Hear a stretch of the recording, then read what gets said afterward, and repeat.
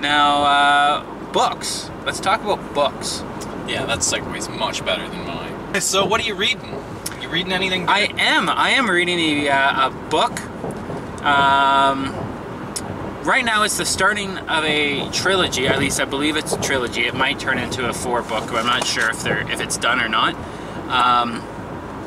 And it's about a group of bloggers, a young group of bloggers. Okay, what's the book called? The book is called, I believe the first one's called Kill. That's it? I think. Yeah. Do you know the author? You know what? It's M. Grant. I think it might be Mayim Grant. M-A-Y-I-M Grant. I'm not sure. I'd have to actually look at the book.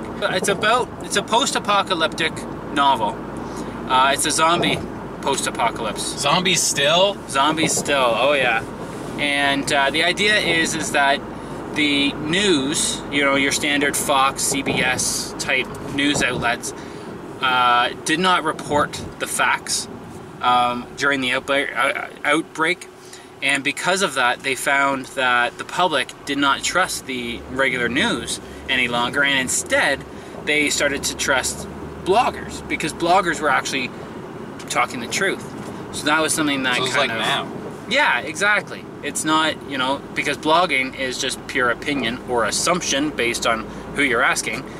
And at that point, you know, it's unfiltered, unregulated. You just, you know, yeah, it's quite interesting because they just joined in with one of the presidential candidates, because they're on the, they got chosen and selected because, of course, they're the main character. They got selected to cover the presidential campaign of the first ever candidate who was born before the apocalypse happened, but was like underage, so they were still like a child when it happened. So they've kind of grown up, where this presidential this candidate has grown up in the post-apocalyptic world with some knowledge of the pre-world, but a lot of experience and growth and maturity in the post-apocalypse world. So it's like 25 years after now. This post-apocalyptic world, how is it functioning? Are there still zombies running around? Oh, there's like a daily struggle? Definitely zombies still running around. What's interesting is that in the book, the zombies actually, they have different stages. So if they ate flesh recently, they're like really alive and they can almost act normal, almost. But if they've gone maybe, you know, a number of months without eating flesh or brains or whatever it is that they eat, then it's almost as if they are just pure, you know, shambling zombies, and eventually they just fall apart and decompose, and that's that. But what's quite unique to this book series is that they actually apparently exhibit group hunting techniques or pack hunting techniques. So it's almost as if when they're separate, they're just, you know, stupid and useless and easy to beat. But as soon as they get into a pack, it's like a group of wolves or a pack of wolves. Just like a hunting. hive mind. Exactly. A bunch of killer bees versus one bee. Exactly, and it's very interesting because that would add a very different layer of having to, you know, attack, because you're not the only thinking party. You know, you're the alive thinking party, but there's definitely, you know, other alive parties involved as well. So it's a good book. Is it very actiony? Because the way you were describing it, it sounds kind of boring. Honestly, it's kind of funny. They've broken these bloggers, or just general people maybe, into like 4 groups. They got the passives, which are the people that just stay home. They don't go out, they don't do anything. That's it. Then you have the 3 people that actually leave their homes, and they are the newsies. So these bloggers that go out and only report news. That's all that they do. Just pure facts, cold hard facts, that's it. Then you got what we call the Irwins, which I think might be a shout out to Steve Irwin. And these are the people that go out and, you know, taunt the zombies. They're the action people. You know, they go towards the action. They don't run away from it. And then you have I forget the proper name that the book uses, but basically the poets. Those are the ones that try to romanticize, and they would be like your arts people, basically. They paint and they write poetry and so all the this other person stuff. we follow is the newsie. The newsie, but she is in a trifecta where She is a newsie. Her brother, not actually biological brother, but they were adopted together. He is an Irwin, and they also have this girl named Buffy. She's a vampire slayer. Ha! Because that's exactly where she gets the name, actually. She is the poet, essentially.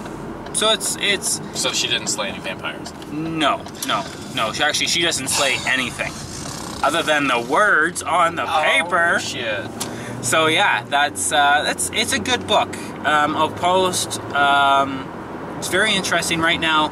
They're just entering the political primaries of the campaign. Oh my God, I've had enough politics. Hang on. The group, the convoy, was just attacked. The nice thing is that it does jump, so you don't have to focus on like 200 or 300 pages like I was anticipating of the campaign. They had maybe 25 to 40 pages on the campaign. Oh. But there's like 25 to 40 lines.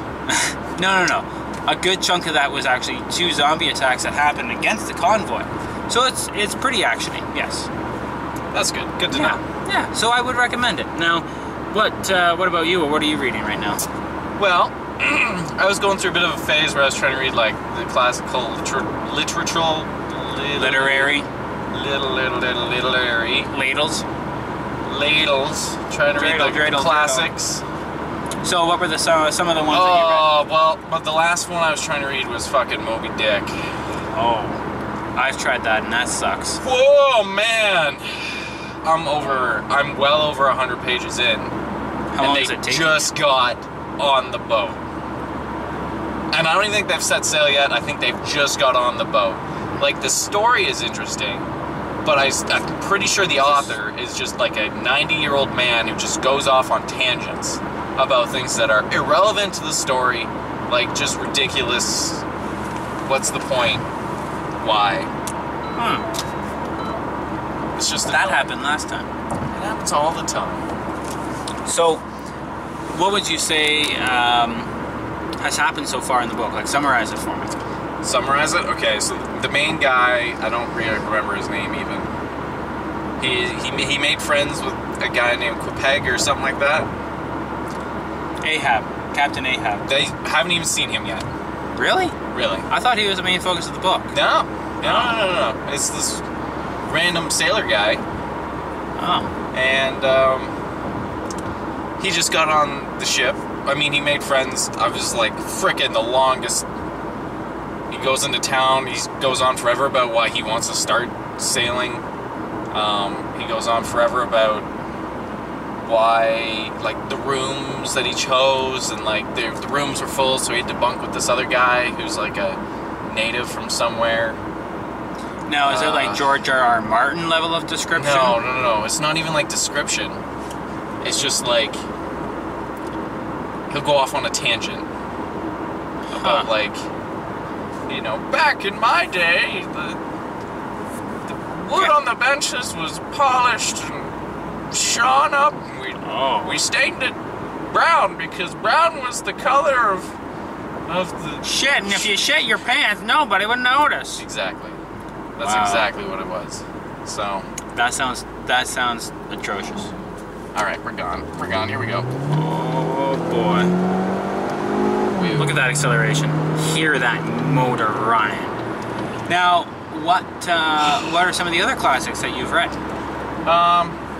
I read 1984. That was pretty good. Oh, George Orwell. What a great book. Not really classics. I've kind of given up on Moby Dick. Like, I only read like maybe. The good thing is the chapters are short, so I only read like maybe a chapter a week. It's just the worst. I'm waiting till he gets to the fucking whale. Just get to the whale, and I'm sure it'll get better. Yeah. Well, look at the spout on that whale. Back in my day. Like, there's a whole chapter about comparing whaling to kings. Why? How? Well, everyone thinks that whaling is a really dirty business, but whaling gets the oil for the kings, and kings use the color purple for some whale blood, or I don't know. My retention for the book is like, I'm kind of like reading, I'm like, okay, I don't need to read this or this or this. It's just skimming, basically. Wow. It's like studying for a test. Yeah. This is pointless, this is pointless, this is pointless. Where's the fucking whale?